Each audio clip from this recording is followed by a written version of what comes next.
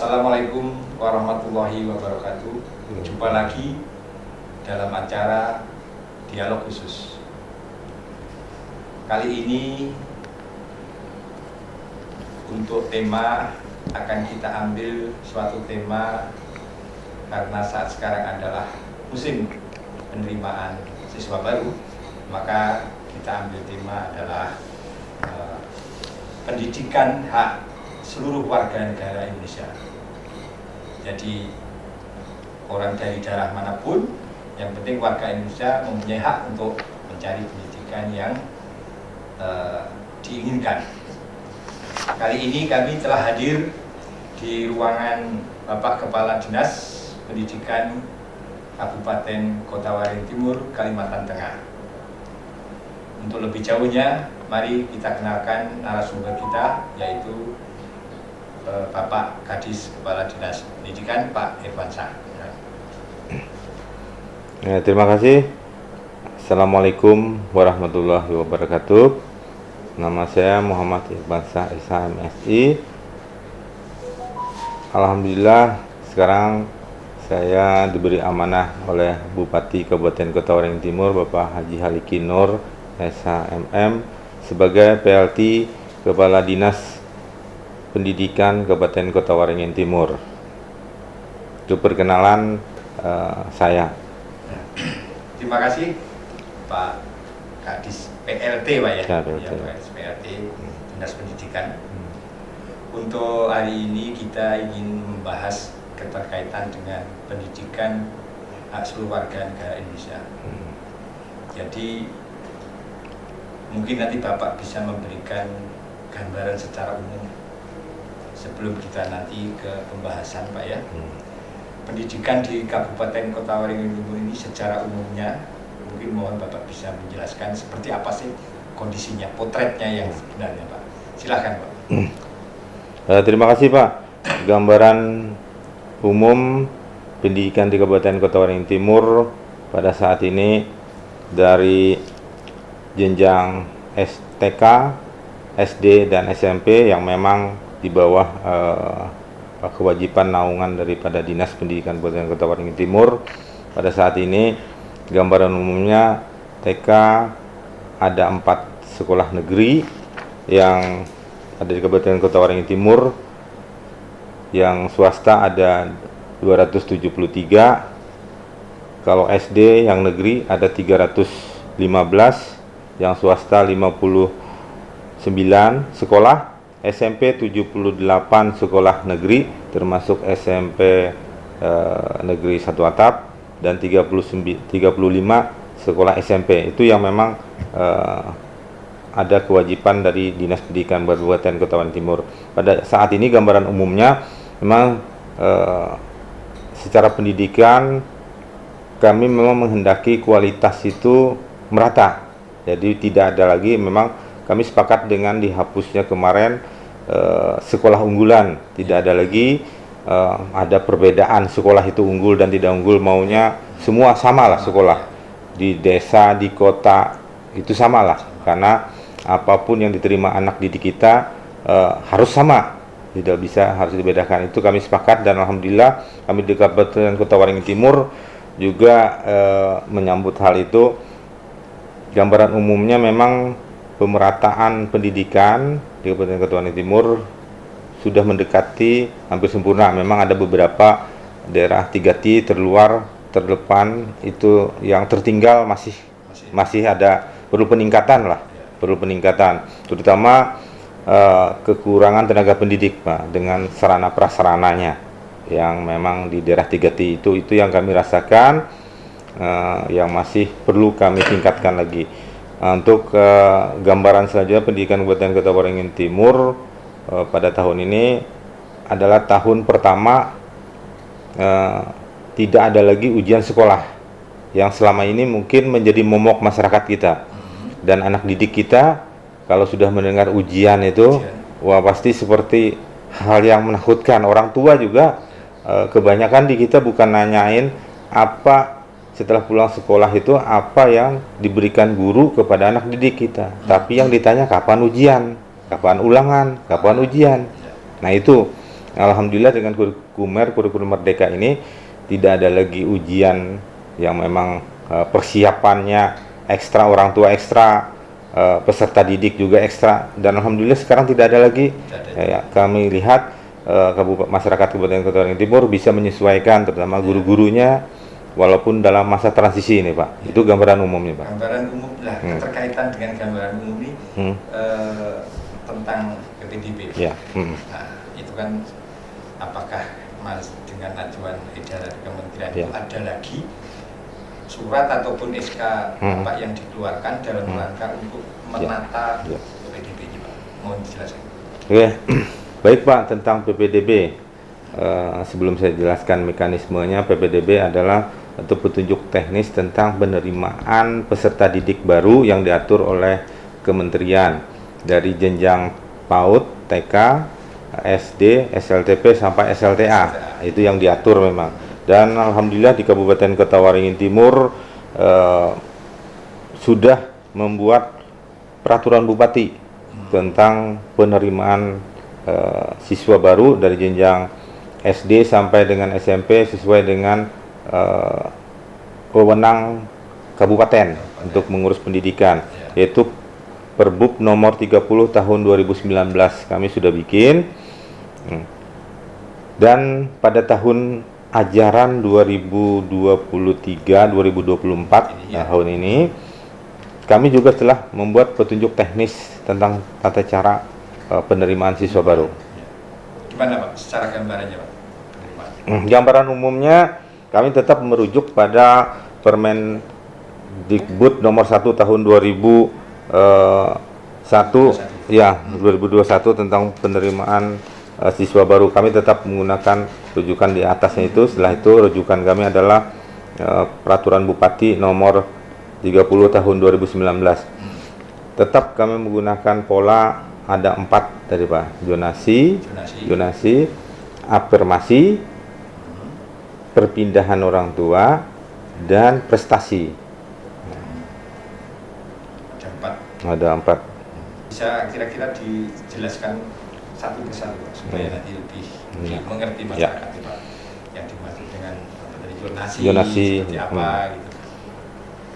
Baik, Pak, merujuk pada surat Kementerian Pendidikan, Kebudayaan, Riset dan Teknologi nomor 7978 tahun 2023 bahwa penerimaan siswa baru tahun ini memang mengutamakan yang dulu siswa afirmasi. Afirmasi itu adalah siswa yang boleh dikatakan kurang mampu, termasuk siswa yang disabel, dan kami telah melaksanakan itu, Pak. Jadi setiap sekarang siswa yang difabel atau disabel yang ABK, anak berkebutuhan khusus, sekarang tidak di sekolah khusus, sekolah negeri apapun dibolehkan, Pak. Diboleh masuk. Dan kami telah itu yang afirmasi, terutama yang banyak kami siswa-siswa yang memang punya kartu Indonesia Pintar, Pak. Yang kartu Indonesia Pintar kami utamakan dia masuk mengikuti jalur afirmasi supaya nanti kartu Indonesia Pintarnya itu VIV-nya bisa berlaku lagi di SLTP. Itu zonasinya, nah itulah, Pak. Zonasi di Kabupaten Kota Waringin Timur memang berdasarkan jarak, Pak. Tapi kami tidak menentukan misalnya sekolah A mengambil jarak 10 km. Tidak seperti itu, Pak. Tapi berdasarkan daya tampung. Daya tampungnya 10 rombel, dia mampunya 4 warga belajar yang 4 km, nggak mampu lagi sampai 10 km bagaimana. Itu yang di kota.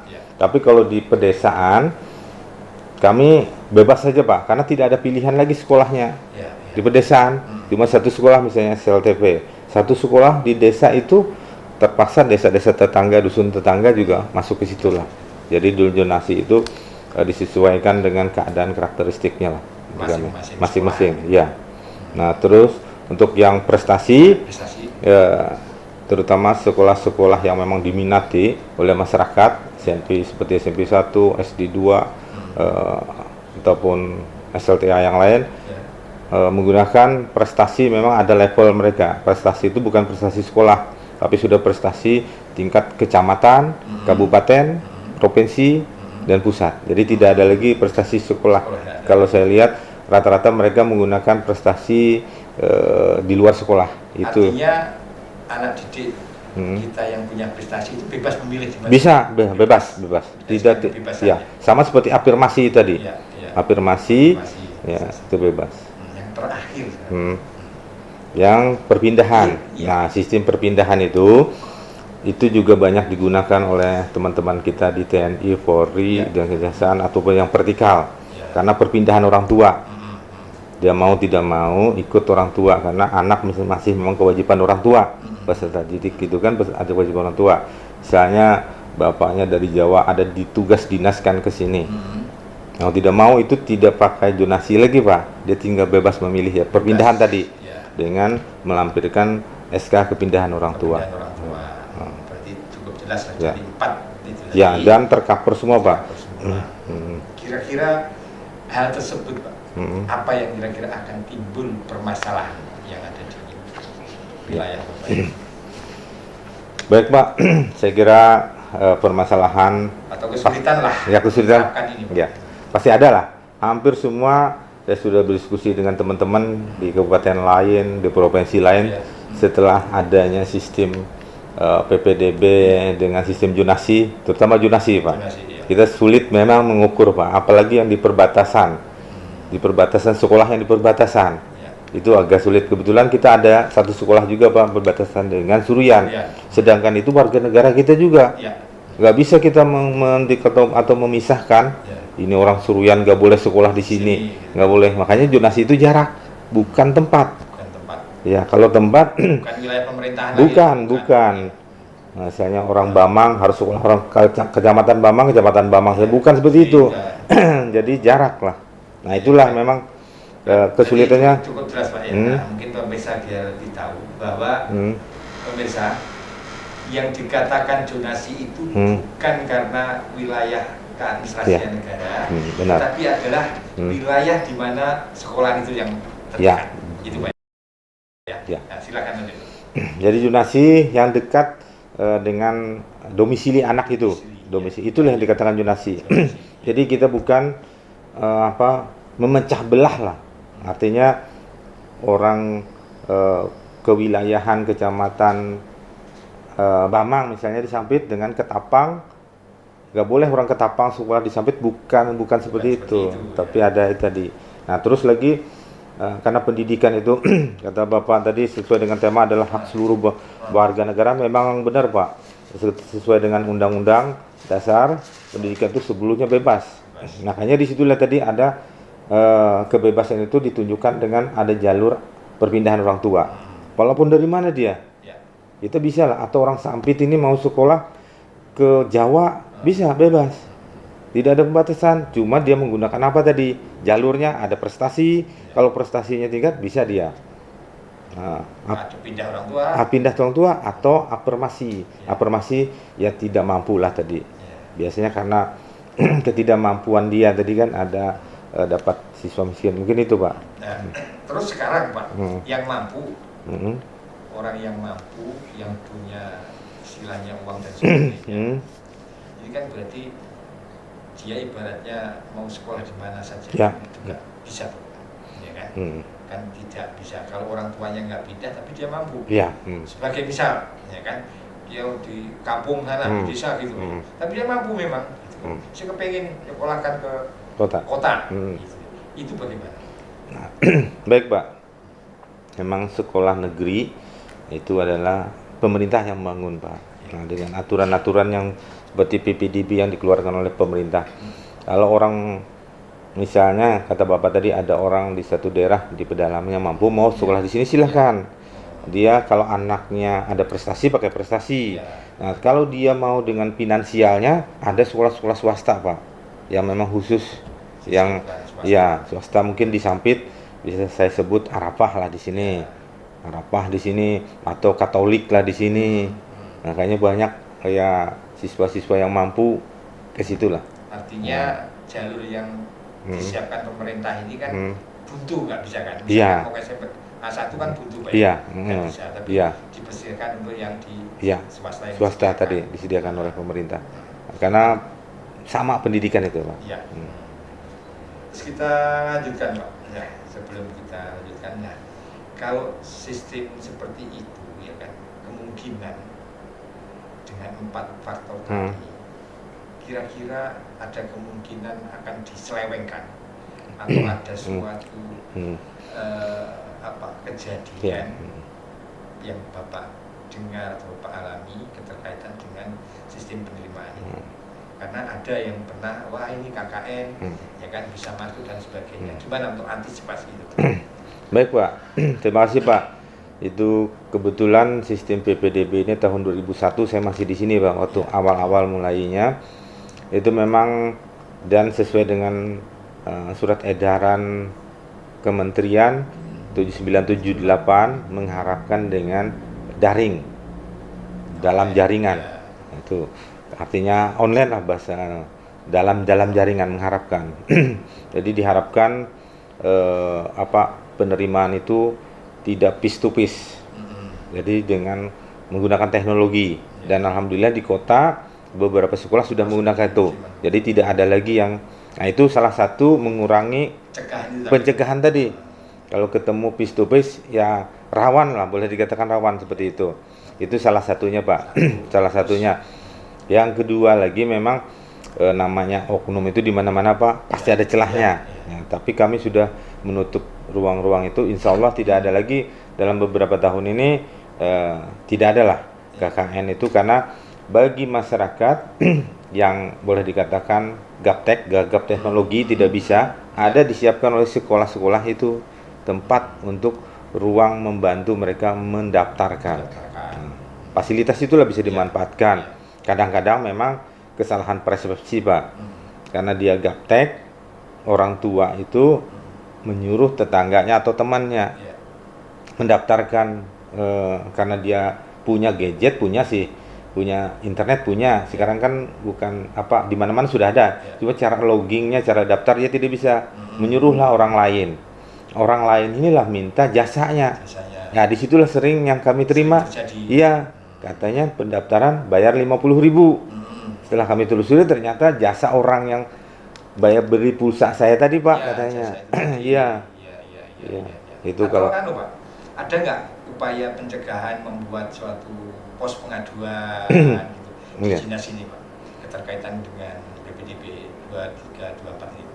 2324 dan alhamdulillah kami sudah ada sih pengaduan, tidak hanya PPDB Pak, sudah ada di Dinas Pendidikan tentang BOS segala sarana prasarana sudah ada, di web kami juga ada, di web Dinas Pendidikan ada nomor WA-nya juga sudah ada Pak. Dan di Kemendikbud juga sudah ada kan, lapor Kemendikbud biasanya kalau ada kejadian di Kabupaten Kota Waringin Timur, Kemendikbud biasanya respeknya ke kami, tolong dijawab ini. Nomor berapa Pak kira-kira Pak pengaduannya itu? Yang WA aja Pak? Yang WA ya lupa saya Pak. Ya, yang tapi ada itu. Ada web. Bisa, kan? Webnya ada, WA-nya ada. Pemirsa,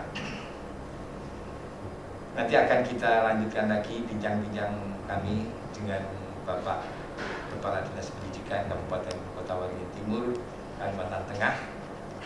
Yang jelas perbincangan kami untuk hari ini sangat bermanfaat untuk pemirsa semuanya dalam rangka untuk menegakkan bahwa seluruh warga Indonesia itu mempunyai hak untuk mencari pendidikan. Nanti kita lanjutkan setelah yang pesan-pesan